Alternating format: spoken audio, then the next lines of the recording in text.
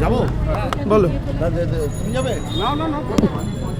আপনি কোন লাইনে দাঁড়িয়ে আছেন দেখলাম, কি কারণে ডাকা হয়েছে হিয়ারিং এ? আপনার কাছে কোনো ইস্যু বলা হয়েছে? না, ওই যে নোটিশটা এটা সবাই পাচ্ছে, আমিও পেয়েছি। সেই নোটিশের মধ্যে কোনো স্পেসিফিক কারণ উল্লিখিত নেই।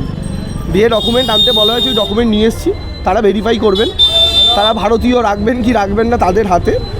কিন্তু মুশকিলের জায়গাটা হচ্ছে কাউকে স্পেসিফিক্যালি বলা হচ্ছে না কজ কী বা কারণ কী। একটা ওপর লিখে দেওয়া হচ্ছে ভুল আছে তাই ডকুমেন্ট নিয়ে আসুন।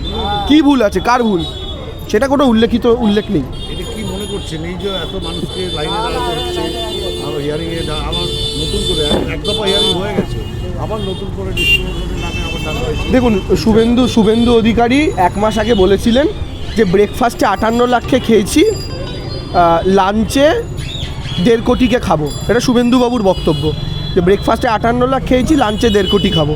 তো ওই লাঞ্চের তার 1.5 কোটির আহার হচ্ছি আমরা যারা লাইনে দাঁড়িয়েছি, বাংলার সাধারণ মানুষ। এবার ফাইনালি তার খাদ্য তালিকা নির্বাচন কমিশন প্রস্তুত করে দিচ্ছে। মালিকের খাবার তো বাড়ির ভৃত্যই রান্না করে দেবে। কোনো ইন্টেনশন কাজ করছে? Absolutely intention.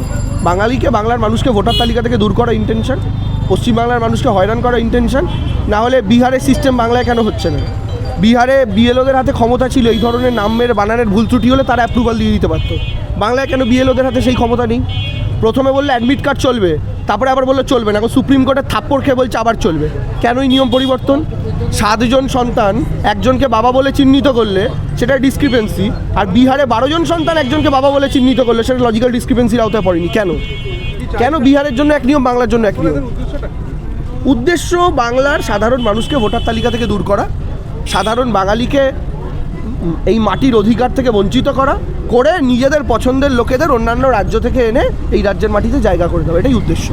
এর ইম্প্যাক্ট করবে কিছু? এই যে এই এসআইআর নামের যে হিয়ারিং বা যে এই যে কংগ্রেস প্রচণ্ড বিরোধিতা করছে। শুনুন, আমাদের দল আর বাংলার মানুষের জেদ দুটোই এক। ঘাস যত কাটবেন ঘাস তত বাড়বে। আর বাংলার মানুষের যদি মনে করেন 1.5 কোটি কেটে দিয়ে গল্প অন্য হবে, তাহলে ভুল করছেন। তারপরেও যে 7.5 কোটি থাকবে তারাই বাংলারই মানুষ।